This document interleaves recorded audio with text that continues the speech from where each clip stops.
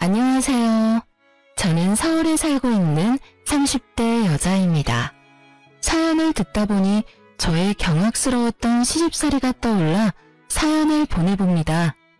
사연을 적는 지금도 그때가 떠올라 치가 다 떨리는데요. 저의 경악스럽고 치 떨리는 시어머님 이야기 한번 들어보실래요? 저와 남편은 소개팅으로 처음 만났어요. 저흰 첫눈에 사랑에 빠졌고 2년을 뜨겁게 연애하다 결혼까지 하게 되었죠. 결혼 과정도 평탄했어요. 양쪽 집안 다 여유가 있는 편이라 집 마련부터 혼수까지 막힘없이 진행되었죠. 한마디로 줄 거 주고 받을 거 잘 받은 양쪽 집안 다 만족할 만한 결혼이었어요. 그렇게 행복한 결혼 생활은 시작되었고 결혼한 지 3개월이 넘어가던 어느 날 직장 생활을 하던 저에게 남편이 말하더군요.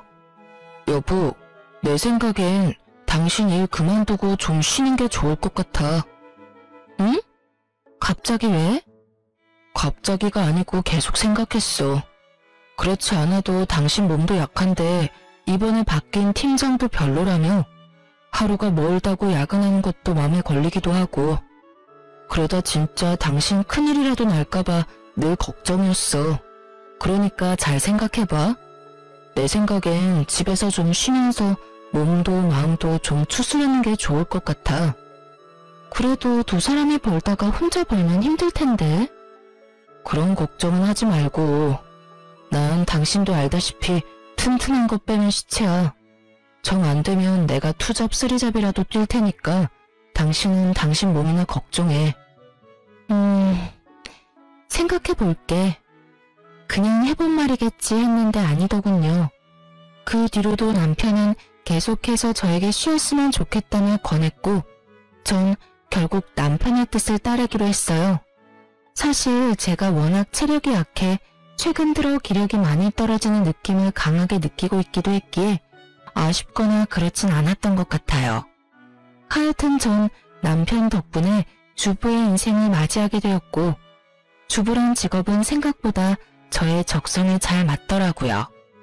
그렇게 전 제 2의 인생을 나름 잘 즐기며 시간을 보내고 있었어요. 남편과 사이도 좋았고 시댁과도 괜찮았어요. 아니, 아주 좋았어요. 아버님은 오랜 지병으로 제가 시집을 오기 전부터 요양원에 계셔 저와 마주할 일이 거의 없었고 어머님은 연애할 때부터 워낙 자주 왕래하며 잘 지냈던 터라 사이가 좋은 편이었어요. 결혼을 하고 난 후에는 시집살이는커녕 매번 설거지를 두고 어머님과 제가 서로 하겠다고 다툼이 날 정도로 사이가 돈독했으니까요. 어머님, 제가 할게요. 저녁도 어머님이 다 준비해 주셨는데 설거지 정도는 제가 하게 해주세요. 아니야. 이왕 손에 물 묻힌 김에 내가 하면 돼. 아가, 넌 가서 좀 쉬어. 아니에요. 전 이때까지 푹 쉬다가 온걸요. 어머님이 좀 쉬세요. 자꾸 이러면 나 화낼 거야. 화내셔도 제가 할 거니까 얼른 나오세요. 이런 식으로요.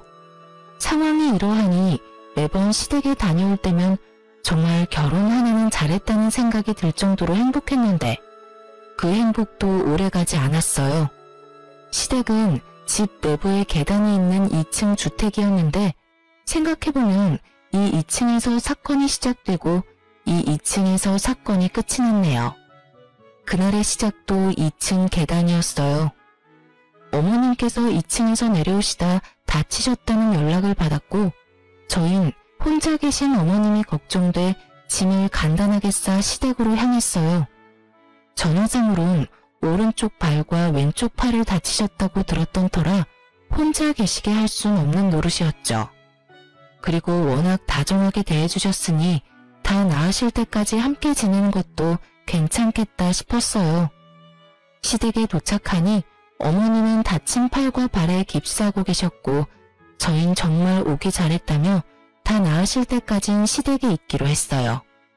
하지만 전 자진해서 시집으로 기어들어온 것을 하루 만에 후회하게 되었습니다. 그 이유는 바로 어머님의 두 얼굴 때문이었어요. 남편이 출근을 하자 소파에 앉은 어머님은 표정, 말투, 하물며 행동까지 전혀 다른 사람이 되더군요. 야, 가서 물 좀 떠와라. 아니다. 냉장고 안에 오렌지 있으니까 좀 갈아서 가지고 와. 하나 먼저 먹어보고 달콤한 것으로 갈아와. 맛없다 싶으면 너 다 먹고. 알겠어? 네? 네, 어머님. 처음엔 너무 당황스러워 상황 파악도 제대로 되지 않은 채 어머님의 말씀에 따랐어요. 그저 어머님이 섭섭한 것이 있으시나? 하고 생각했던 것 같기도 해요. 갑자기 행동이 확 바뀌시니 다른 생각은 들지 않았죠. 그런데 말씀이 점점 거칠어지신다 싶더니 이윽고 폭언들이 흘러나올 때쯤 전 그냥 제가 미움받고 있음을 알게 되었어요. 너 아까 청소기 들고 설치더니 제대로 한 거 맞니? 여기저기 다 머리카락이잖아.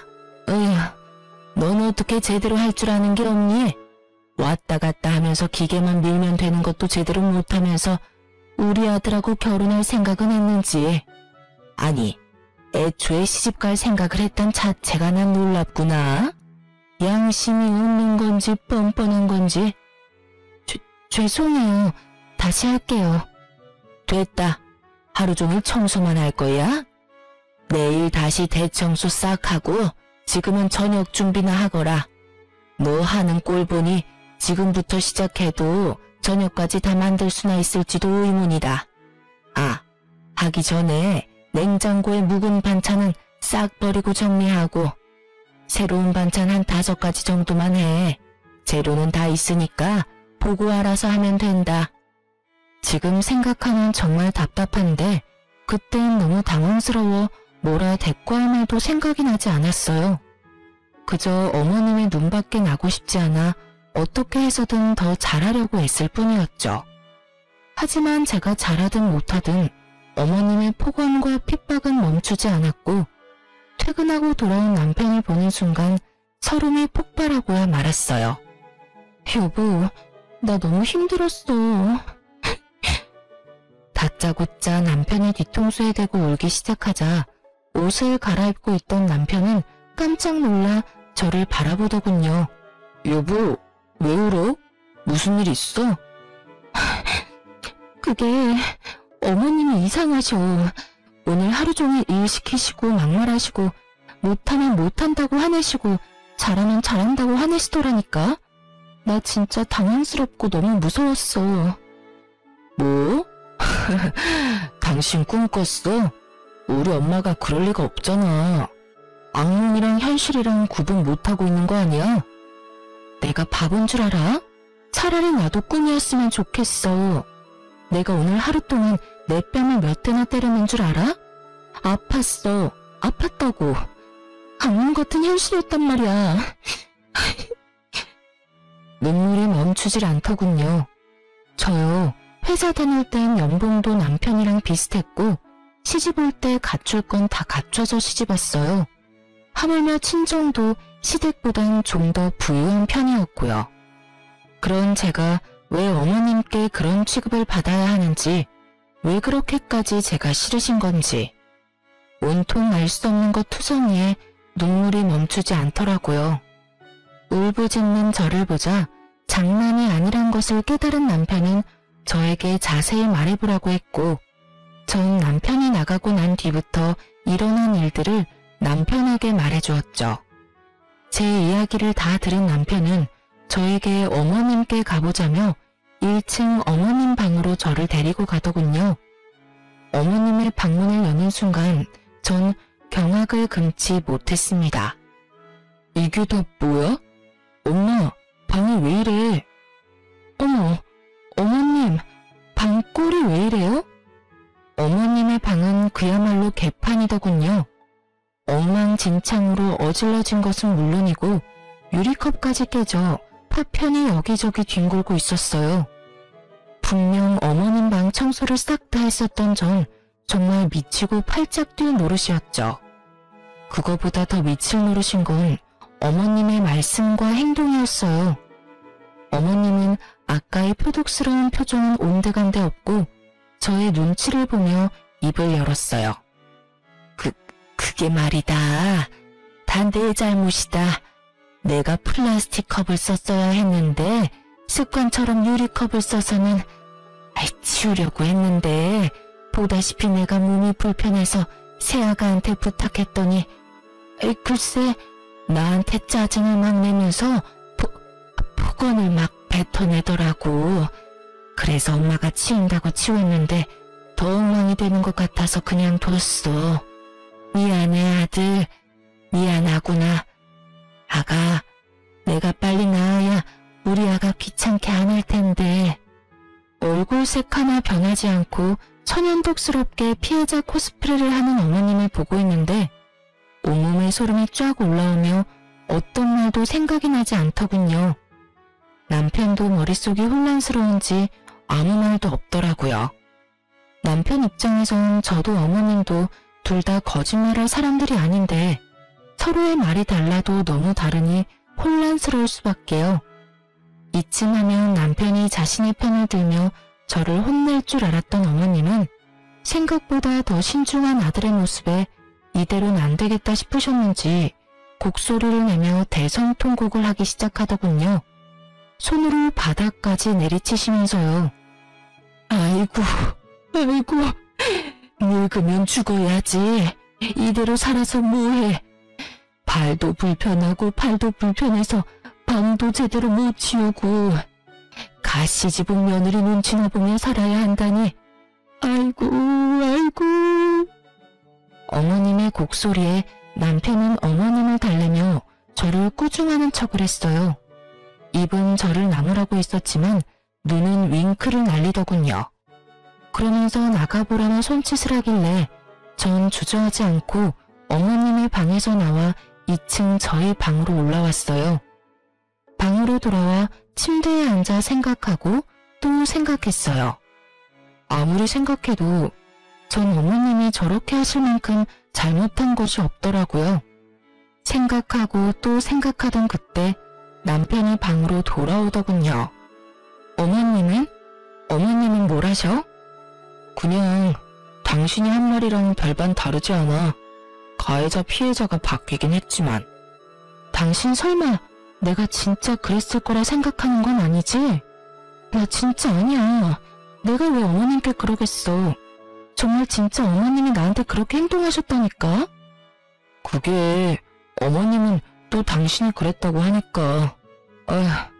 당신을 못 믿는 것도 아닌데 사실 내 입장에선 지금 누구 말을 믿어야 할지 모르겠어.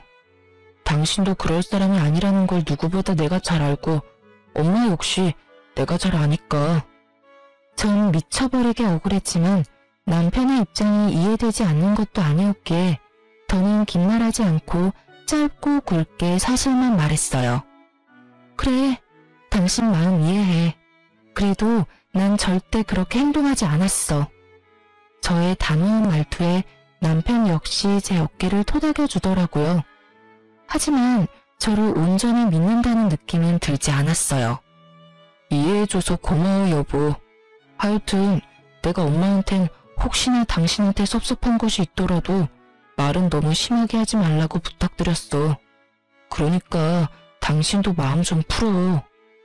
남편은 남편 입장에서 최선을 다했다는 것이 느껴졌어요. 그러면서 내심 기대도 했어요. 다른 사람도 아니고 본인 아들이 부탁까지 드렸는데 조금은 나아지시겠지 하고요. 하지만 남편의 부탁에도 어머님은 예전 온화하고 상냥하던 어머님으로 돌아오지 않았고 오히려 더 심한 언양으로 절 대하더군요. 네가 내 아들한테 다 이르면 내 아들이 네 말을 믿어줄 거라 생각했니?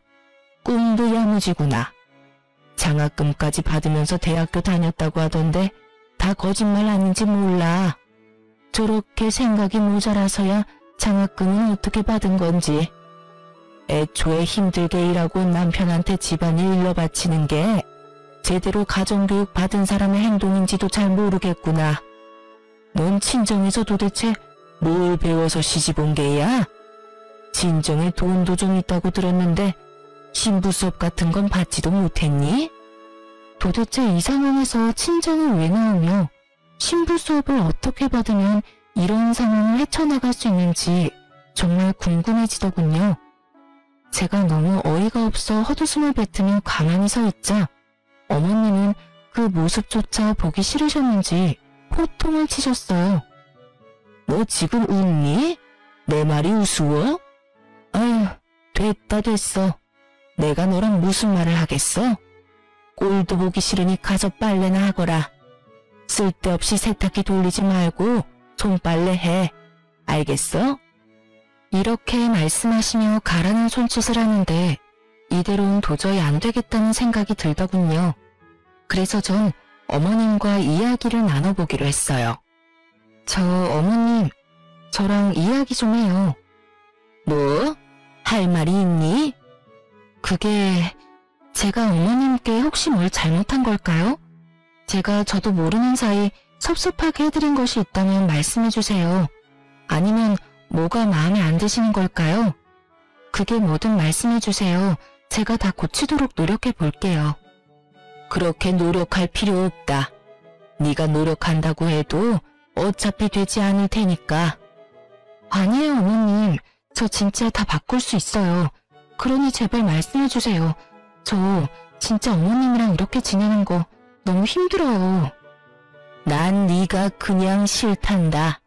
처음부터 그냥 보고 있는 것 자체가 너무너무 싫었다. 내 마음이 이런데 네가 어떻게 뭘 고치겠다고 그러는지. 네가 백날 노력해봐라. 내가 널 좋아할 일이 생기는가. 아, 임신이라도 하면 내가 바뀌겠지. 이런 생각은 하지도 마라. 난 그까짓 이유로 널 봐줄 생각 전혀 없으니까. 아휴, 경문이가 좋다고 해서 결혼시키긴 했는데 가까이 두고 보니 어찌 더 싫어지는 것인지. 에휴, 하여튼 노력 같은 거 하지 말고 시키는 일이나 잘하거라. 그리고 또 한 번 경문이한테 미주알 고주알 일러 바치는 날엔 이혼시켜버릴 테니까. 알겠니?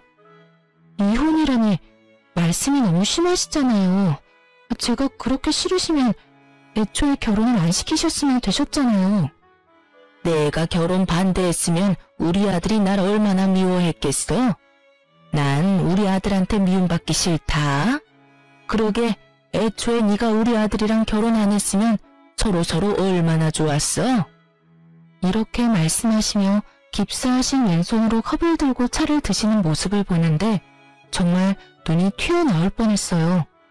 다친 손을 저보다도 더 잘 쓰시는데 어찌나 놀랐는지.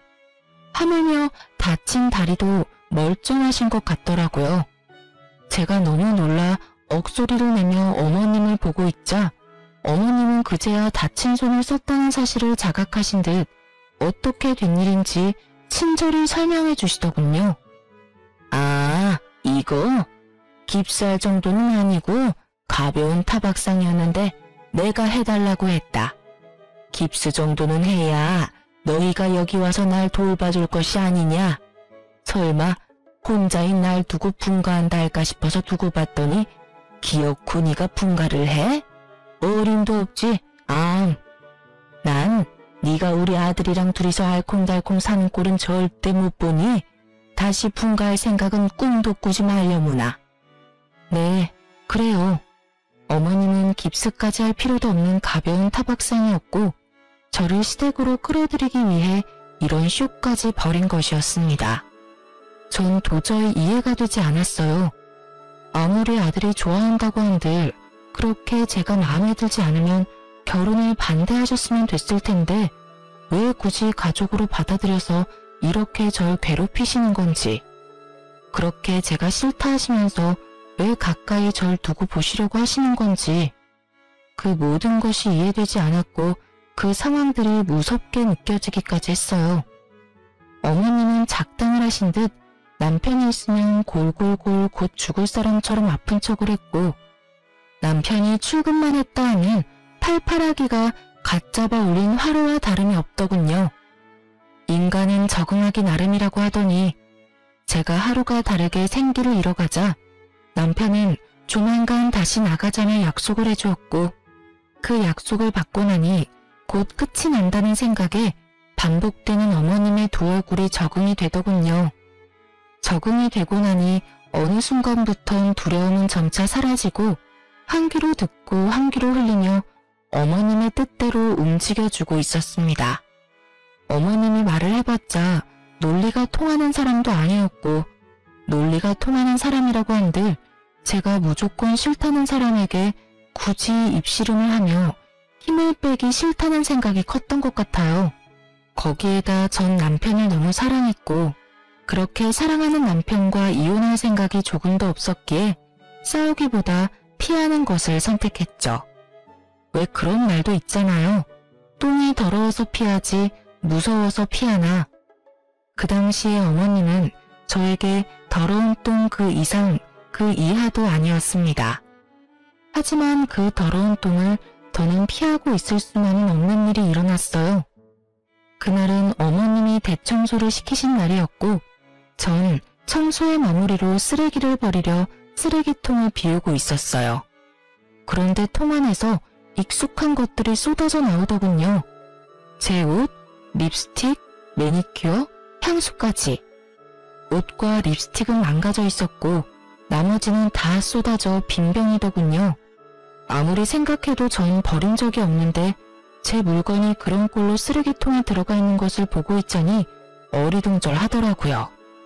회생 불가한 옷과 빈통을 들고 서 있었고 그런 저를 본 어머님이 다가오시며 말을 했어요. 그거 내가 버렸다. 앞으로는 그런 색 옷, 물건은 사지 말거라. 안목하고는 너무 파이거나 짧은 옷도 내가 다 버렸으니 그런 줄 알아. 며칠 전부터 옷과 화장품 등 찾는 물건이 보이지 않는다 싶더니 전부 어머님이 버리셨던 것이었어요. 어머님이 버리신 것들은 주로 빨간색, 다홍색 등 붉은 계열의 색들이었는데 어머님은 그 색이 꼴보기 싫다며 다 버리셨다고 하시더라고요. 그러면서 하시는 말씀이 가관이었어요. 너 그런 옷 입고 우리 경문이 쫓아다녔니? 수준하고는. 내가 혹시나 해서 하는 말인데 너 임신할 생각은 하지도 말거라. 난 너 같은 애한테서 내 손주 볼 생각은 전혀 없으니까. 해녀나 임신이라도 하는 날은 끌고서라도 병원에 데리고 갈 테니 그런 줄 알고 알아서 조심하려무나. 아무 말도 나오지 않았어요. 그저 그 순간 제 머릿속에 스치는 것은 어머님과 사이가 좋을 때 어머님이 직접 지어오신 한약이었어요. 여자에게 좋은 약이라고 했는데 제 물건을 버리며 병원에 끌고 간다는 어머님의 언행을 보고 있자니 좋은 약은 아니라는 생각이 들었어요. 전 한의원으로 전화를 걸어 약을 먹는 본인이라고 설명하고 받았던 약이 어떤 약인지 물어봤고 그 약은 몸에 열이 많은 사람이 먹는 약으로 임신을 준비할 때는 피해야 하는 약이라고 하더군요. 그 외에 설명을 잘 해주셨는데 더는 들리지 않았어요. 결국 그 약은 임신이 잘 되지 않는 약이었고 그 순간 저의 인내심의 끈이 뚝 끊기는 소리가 들리더군요. 어떻게 그런 약을 저에게 먹일 수가 있는지. 어쩐지 결혼 이후부터 손발이 계속 차고 없던 생리통까지 생겨 이상하다 싶었는데 그 이유가 어머님이 지어주신 약 때문이라니 정말 헛웃음이 나오더라고요. 이때껏 시키는 대로 한 제가 얼마나 우스워 보였을지 굳이 길게 생각하지 않아도 알 것 같더군요. 전 정말 미친 사람처럼 눈물을 흘리며 마구 웃었습니다. 그렇게 한바탕 미친 사람이 되고 나니 눈이 번쩍 뜨이더군요. 그날 이후 전 어머님과의 관계를 개선하려는 것을 포기해버렸습니다. 똥을 더는 피하지 않고 제가 좀 더러워지더라도 맞서기로 결심한 것이었죠. 포기하고 결심하고 나니 제 세상이 달라지더군요. 어머님이 뭐라고 하든 다 무시했고 식사 때가 되어 밥 타령을 하면 솥에 밥상을 차려드렸어요. 소금 5kg짜리를 구매해 아주 아낌없이 매 끼니마다 뿌려드렸죠. 이게 뭐니? 다른 건 둘째치고 밥까지 짠 게 말이 돼? 너 혹시 일부러 이랬니? 계속 맛이 없다고 하시길래 미각이 이상하신가 싶어서 소금 좀 왕창 써봤는데 미각은 괜찮으신가 보네요? 뭐? 지금 그걸 말이라고 해? 너 정신이 나갔어? 먹는 음식에다 이게 무슨 짓이야? 얼른 다 버리고 다시 해오지 못해? 그냥 드세요. 어머님 말씀대로 먹는 음식인데 아깝게 어떻게 다 버려요? 그렇게 아까우면 네가 다 먹으면 되지 않니? 얼른이 먹지도 못하는 쓰레기 다 치우고 새로 밥상 차려오지 못해? 어머님, 전 평소에 싱겁게 먹어요. 그러니까 어머님이 그냥 다 드세요. 전 못 드시겠으면 그냥 굶으시던가요. 제가 어머님 때문에 스트레스 받아 많이 굶어봐서 아는데 한 끼 좀 굶는다고 어떻게 되진 않더라고요.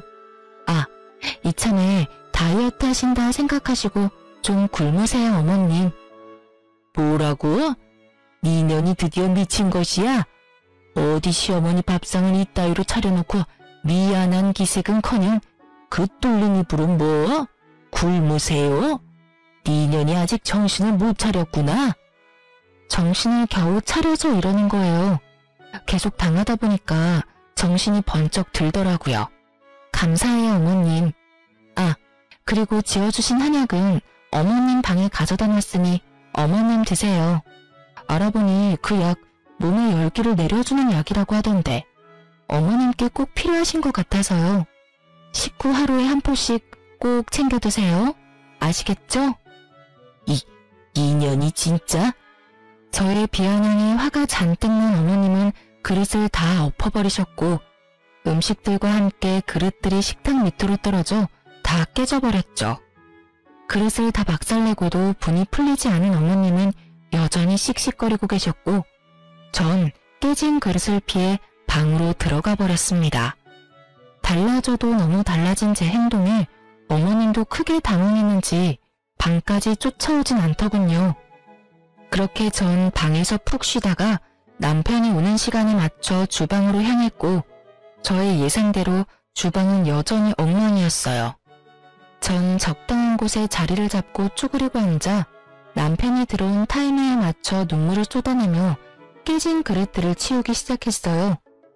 집으로 돌아온 남편은 당황스러운 상황에 저에게 다급히 다가와 무슨 상황인지 묻기 시작했고 전 어머님께 당한 그대로 갚아주었습니다.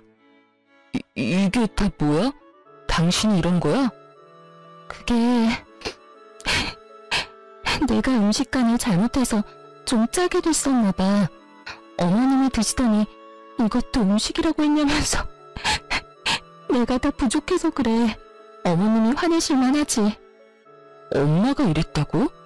아, 당신 많이 놀랐겠다. 엄마가 이럴 사람이 아닌데 요즘 좀 예민하신가 봐. 일단 당신 이리 나와. 내가 치울게. 아니야. 손댄 김에 내가 할게. 괜히 당신이 치우다가 다치면 어떡해. 안 다치고 조심히 치울 수 있으니까 이리로 나와. 얼른. 그러다 당신 다치기라도 하면 나 너무 속상할 것 같아서 그래. 얼른. 결국 어머님이 저지른 행패는 남편이 치우게 되었고 그 모습을 다 지켜본 어머님은 약이 오를 대로 올라 더 심하게 저를 괴롭히더군요. 그러든가 말든가 더는 어머님의 괴롭힘이 괴롭지 않았어요. 똑같이 되돌려주면 되는 일이었으니까요. 어머님은 제 물건을 건드리는 일에 재미라도 붙이신 건지 제 물건을 또 버리기 시작하셨고 이번엔 버리시는 모습을 제 두 눈으로 직접 보고야 말았죠. 제가 제일 아끼는 다홍색 팬츠를 다 뜯어버리고 계시더군요. 전 아무 말도 하지 않고 어머님 방으로 가 어머님이 평소 즐겨 입으시던 명품 재킷을 들고 나와 그 재킷에 어머님의 빨간 립스틱으로 그림을 그려버렸어요. 어찌나 부드럽게 그려지는지 기분이 다 좋아지더라고요. 자신이 아끼는 비싼 재킷이 망가지는 모습을 본 어머님은 개거품 물며 악소리를 지르기 시작했어요. 너 지금 뭐 하는 짓이야? 뭐 하는 짓은요? 어머님 따라하는 거죠. 앞으로 제 물건을 망가뜨리면 저도 똑같이 망가뜨려 버릴 거고 밥상을 엎으시면 저도 밥상 다 엎어버릴 거예요. 그럼 어떻게 되는지 잘 아시죠? 어머님 아들이 또 깨진 그릇 조각이나 치우는 꼴 보기 싫으시면 서로 알아서 잘하자고요. 너 나한테 이따위 행동하는 거 내 아들이 알면 널 가만히 둘 줄 알아? 그럼 어머님은요? 잊으셨나 본데 전 어머님이 하신 그대로 다 똑같이 되돌려드리는 것뿐이에요. 이년이 너 진짜 내가 가만히 둘 줄 알아? 어머님은 화가 날 대로 나셨는지 소리를 지르며 제 머리채를 잡으려고 손을 뻗으셨고 전 가뿐히 피하고 어머님 손을 낚아채며 말했어요. 이것도 조심하셔야 할 거예요. 제가 조금 전에도 말씀드렸죠? 다 똑같이 할 거라고. 제 몸에 손대시면 저도 똑같이 어머님 몸에 손대지 않겠어요? 뭐라고? 네가 내 머리채라도 잡겠다는 말이야? 네, 어머님이 정확히 이해를 못하시는 것 같아서 드리는 말씀인데 어머님께서 혹여라도 제 머리채 잡으시면 저도 똑같이 머리채 잡을 거란 말을 하고 있는 거예요. 그러니 잘 생각하시고 행동하세요. 아들보다 어린 며느리한테 머리채 잡히고 싶지 않으시면요. 사람이 극한 상황에 처하니 정말 못할 일이 없더군요. 저도 제가 저런 말을 할 수 있는 사람이란 걸 상상도 못했는데 사람이 끝까지 몰린 채로 폭발하니 언행에 서슴이 없어지더라고요. 저의 거침없는 언행에 시모는 치를 떨며 한 발 물러섰고 그 후 어머님이 제 옷이나 물건을 망가뜨리는 일은 없었어요. 이제 좀 어머님이 정신을 차리셨나 싶어 밥상은 제대로 차려드렸더니 반찬 투정을 시작하더군요. 그때 든 생각이 사람은 쉽게 변하지 않고 사람은 절대 고쳐 쓰는 것이 아니라는 것이었어요. 야, 정말 이따위로밖에 못해? 일전엔 음식을 소태로 만들어 먹지도 못하게 만들더니 이번엔 왜 다 싱거워? 집에서 내 아들이 벌어다 주는 돈이나 펑펑 쓰고 놀면 음식이라도 제대로 해야지. 넌 어떻게 제대로 하는 일이 없니? 다 싱거우세요? 단 하나도 입맛에 맞는 게 없으신 거죠? 그래, 단 하나도 먹을 만한 것이 없다. 요리하면서 간도 안 봤니? 나물이고 국이고 다 싱거워서 먹을 수가 없구나. 그러면 드시지 마세요. 전 대답과 동시에 반찬과 국을 다 버려버렸고 그런 저를 보던 어머님은 또 노발대발하며 고함을 치시더군요. 너 진짜 뭐 하는 짓이야? 날 굶겨 죽일 셈이냐? 단 하나도 먹을 만한 것이 없으시다면서요. 그러면 다 버려야죠. 그렇지 않아요, 어머님? 그래도 그렇게 다 버려버리면 난 어떻게 밥을 먹으란 말이야? 간장이랑 드세요. 간장 드릴게요. 간장은 또 너무 짜니까 조금만 찍어 드세요. 짭짤하니 밥은 잘 넘어가겠네요. 전 어머님께 간장을 내어드렸고 어머님은 할 말을 잃으셨는지 간장이 담긴 종지만 넉넉히 보고 계시더군요. 그 표정이 아직 잊히지 않네요. 지금도 그 표정만 떠올리면 너무 통쾌하다니깐요. 하여튼 어머님은 이대로 안 되겠다 싶으셨는지 퇴근하고 돌아온 남편을 붙잡고 미주알 고주알 이르시더군요. 아들, 나 좀 살려다오. 저게 내 물건도 자기 마음대로 막 버리더니 밥도 제대로 안 주는구나. 이 엄마 굶어 죽게 생겼어. 글쎄 오늘은 반찬이 좀 싱거운 거 아니냐고 물었더니 소리를 꽥 지르면서 다 버리곤 간장 한 그릇 주면서 그거랑 밥을 먹으라고 하지 뭐니? 어머님의 하소연을 들은 남편이 저에게 이게 전부 사실이냐는 눈빛을 보내더군요. 그 눈빛을 읽은 저는 그야말로 연기대상급 연기를 펼치기 시작했어요. 어머님, 정말 저한테 왜 이러세요? 저번에 기껏 식사 차려드렸더니 너무 짜다고 밥상을 엎으시길래 이번엔 좀 싱겁게 했더니 이것도 먹으라고 해온 거냐면서 다 버리셨잖아요. 그리고 간장이나 내오라고 하셔서 제가 간장을 드린 거고요. 제가 그렇게 미우시면 차라리 밉다고 말씀을 해주세요. 매번 이렇게 앞뒤 다르게 행동하시지 마시고요. 저도 너무 힘들어요, 어머님. 저의 눈물 연기에 어머님은 더 큰 눈물을 흘리며 맞대응하셨고 남편은 눈물바다가 된 현장에서 곤란한 듯 미간을 부여잡고 한숨을 쉬더군요. 저와 어머님 사이에서 등 터지는 남편이 불쌍하긴 했지만 어쩔 수 없었어요. 남편은 어머님과 저 사이에서 누구의 말도 온전히 믿지 못하고 있었고 그 입장을 이해하기에 남편을 설득하는 방법 말곤 제 살 길은 이것뿐이었으니까요. 그렇게 저와 어머님의 살떨리는 전쟁이 계속되던 어느 주말이었어요.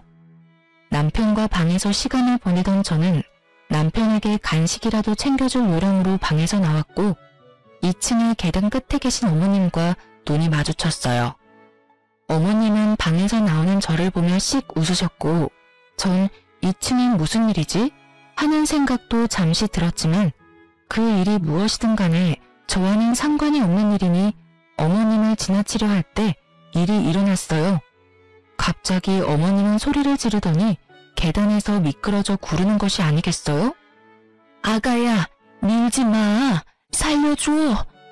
전 정말 너무 당황스러웠습니다. 손 하나 까딱하지 않았는데 저리 말하고 계단을 구르시니 저조차도 혹시 나도 모르는 사이 밀쳤나 하는 생각이 들었으니깐요. 남편은 어머님의 소리에 뛰쳐나와 계단 아래 쓰러진 어머님을 모시고 바로 병원으로 향했고 저는 함께 병원으로 향하며 불안해지기 시작했어요. 오해하기 딱 좋은 상황이었으니까요. 제 머릿속엔 어머님의 걱정 따윈 없었고 진작 카메라 설치를 해야 했다는 깊은 후회를 하며 몰려오는 불안감에 발만 동동 구르던 그때였어요. 의식을 잃었던 어머님이 눈을 뜨시자마자 저를 보곤 역정을 내시기 시작하더군요. 이 빌어먹을 년, 네가 여기가 어디라고 쫓아왔어? 나 죽이려고 이까지 쫓아온 게야? 엄마, 괜찮아? 정말 이 사람이 엄마를 밀었어? 아이고, 아들, 이 빌어먹을 년이 날 보더니 그냥 밀어버렸어. 이 년이 엄마를 죽이려고 그랬다고. 그야말로 미치고 팔짝 뛸 노릇이었어요. 저의 결백을 증명할 방법이 없었으니까요. 전 절대 아니라며 주먹으로 가슴을 쳐댔고 남편은 혼란의 소용돌이 한가운데 서 있는 표정이었어요. 그때 어떤 부부가 응급실 안으로 급히 뛰어들어오더니 남편과 누워있는 어머님께 빠르게 다가오더군요. 전 누구인가 싶어 그 부부를 살폈고 남편의 입에선 놀라운 말이 흘러나오더군요. 형수님 오셨어요? 이때껏 연락도 없으셔서 안 오시는 줄 알았더니 와주셔서 감사해요. 고마워 형. 부부의 정체는 놀랍게도 남편의 형과 형수였습니다. 전 사실 남편에게 형이 있다는 사실도 모르고 있었어요. 저희의 결혼식에도 오지 않으셨고 남편과 어머님에게서 형에 관한 이야기는 들은 적이 없었으니까요. 이야기를 들어보니 아주버님은 어머님과 인연을 끊고 살았는데 어머님이 계단에서 구르자 너무 놀란 남편은 아주버님에게 연락을 했던 것이었어요. 형이라는 남편의 말에 토끼눈을 한 어머님은 갑자기 나타난 아주버님의 눈치를 살피기 시작했고 그런 어머님을 보던 아주버님은 소리를 지르며 어머님에게 질책을 쏟아붓더군요. 제 눈치를 이렇게 살피시는 거 보니 안 봐도 뻔하네요. 이제 자해까지 하세요? 아직도 정신 못 차리셨어요? 아직 정신 못 차리시고 기어코 경문이 척까지 괴롭히시는 거예요? 내가 뭘 어쨌다고 그러니? 그리고 자해 아니다 얘. 분명 경문이 처가 날 계단에서 밀었다고. 아, 이제 방법을 좀 바꾸셨나 보네요. 경문아, 잘 들어. 어머니 네가 생각하는 거랑 완전히 다른 분이야. 나도 결혼하기 전엔 우리 어머니가 세상에 둘도 없는 천사라고 생각했었지. 그런데 천사는커녕 악마더라고. 너도 잘 알 거야. 우리가 결혼하고 어머니 모시고 산 거. 알고 있어. 같이 살다가 사소한 말다툼으로 분가한 거라고 들었는데 그게 아니었어? 아주버님이 무어라 말을 꺼내시려는 순간 어머님이 소리를 고래고래 지르시며 아주버님을 제지하려고 하셨지만 아주버님은 어머님의 모든 말과 행동을 무시한 채 이야기를 이어나가셨어요. 그 이야기는 남편과 저를 충격에 빠뜨리기에 모자람이 없었죠. 사소한 말다툼? 그걸 사소하다고 할 수 있나? 어머니가 네 형수한테 어떻게 했는 줄 알아? 하나부터 열까지 다 간섭하시고 형수 회사 출근하면 계속 전화하고 일하느라 전화 못 받으면 회사 찾아가서 행패까지 부려서 회사까지 그만두게 했어. 회사도 그만두고 집에서 계속 있게 되니까 그거 가지고도 얼마나 호되게 시집살이 시킨 줄 알아? 나 출근하고 나면 1분도 못 쉬게 하고 하루 종일 집안일 시키시고 욕하시고 심지어 내가 보는 앞에서도 핀잔 주고 가정교육 들먹이는데 내가 이 사람한테 미안해서 고개를 들고 살지 못했어. 어머니한테 제발 좀 그만하시라고 부탁까지 해봤는데 그만하시기는커녕 네 형수 머리채까지 잡더라. 내가 그 모습 보고 이대로는 도저히 안 되겠다 싶어서 독하게 마음먹고 어머니하고 연 끊고 나온 거야. 네 상견례 때나 결혼식 때도 어떻게 해야 하나 고민 많이 했는데 어머니 꼴도 보고 싶지 않아서 안 갔어. 내가 오죽했으면 하나뿐인 동생 결혼식까지 안 갔겠어. 오늘도 네 연락받고 어떻게 해야 하나 고민 많이 했는데 아무리 생각해도 네 부인이 어머니를 밀쳤을 리가 없을 거란 생각이 들어서 와봤더니 역시가 역시네. 눈치 딱 보니 혼자 쇼하신 게 분명하다. 너도 생각 잘해. 지금 상황 보니까 네가 어떤 마음인 줄은 잘 알겠는데 네가 생각하는 것하고 현실은 많이 다르니까 말이야.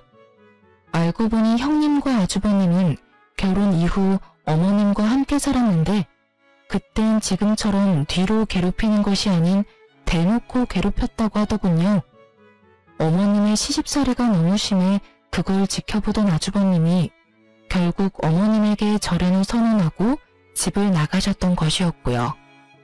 그 당시 남편은 대학교 기숙사에 있었던 터라 이 사실들을 알 수 없었고 그저 어머님의 말씀대로 사소한 말다툼 때문에 연락하지 않고 지낸다고만 알고 있었다고 하더군요.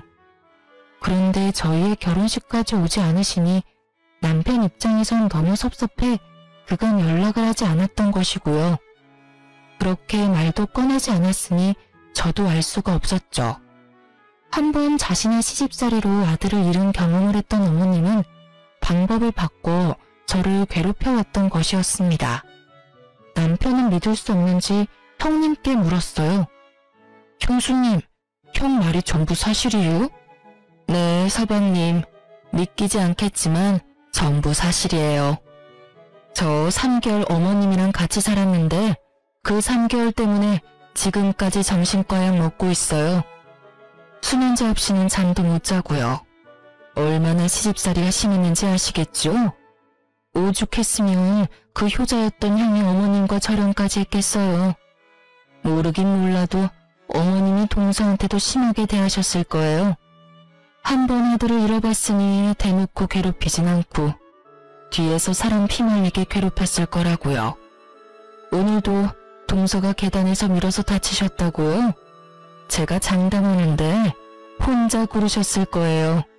그러고도 남을 분이 어머님이시니까요. 정말 그랬단 말이죠. 믿기 힘드시다는 거 잘 알아요. 왜 그렇지 않겠어요? 그런데요, 서방님. 세 사람이 똑같은 말을 할 때는 그 이유가 있지 않을까요? 저랑 형 말을 믿지 못하시겠다면 서방님 아내 말이라도 믿어주세요. 다 진실이니까요. 형님의 증언까지 들은 남편은 마지막으로 절 바라보더군요. 그래서 전 모든 사실을 남편에게 말해주었습니다. 형님 말씀이 맞아. 난 진짜 어머님께 손도 대지 않았어.